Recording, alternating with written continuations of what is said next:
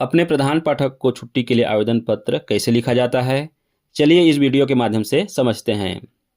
आवेदन पत्र लिखने के लिए आपके पास एक कारण होना आवश्यक है।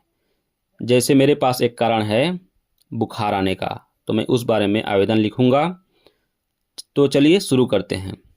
सबसे पहले हेडिंग में बड़े अक्षर में लिखना है आपको आवेदन पत्र।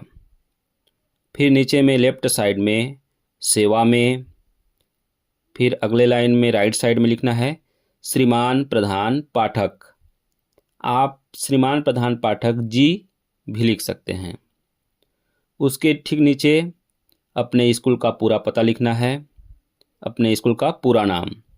जैसे मैं लिख रहा हूँ शासकीय प्राथमिक शाला डीपा। फिर नीचे में विषय लिखना है कि आप किस विषय में आवेदन लिख रहे हैं। तो मैं यहाँ एक दिन की छुट्टी ले रहा हूँ, तो मैं यहाँ विषय में लिखूँगा एक दिन की छुट्टी के लिए आवेदन पत्र। फिर नीचे में लिखना है महोदय।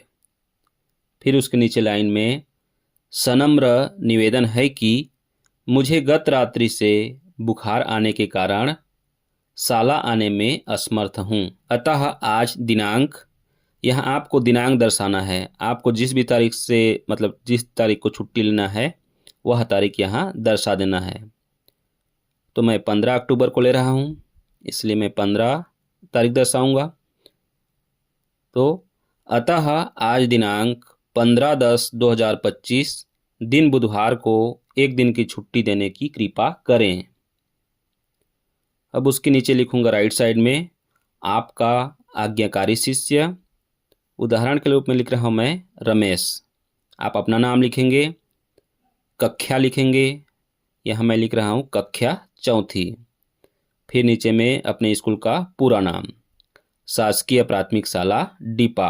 अब यहाँ जिस भी तारीख को आप आवेदन लिख रहे हैं वह तारीख यहाँ दर्शाएंगे लेफ्ट साइड में। तो मैं 14 तारीख को लिख रहा हूँ, तो यहाँ लिखूँगा 14/10/2025। छुट्टी के लिए एक अनुशंसा होना आवश्यक है, तो दिनांक के ठीक नीचे मैं अपने पालक का हस्ताक्षर कराऊंगा। तो यहाँ पालक का हस्ताक्षर करवाना है।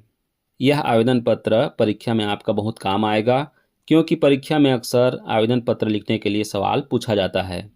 वहाँ आपको छुट्टी का कारण और कितने दिन का छुट्टी लेना है पहले से प्रश्न में दिया रहता है, उस हिसाब से आपको आवेदन पत्र लिखना होता है।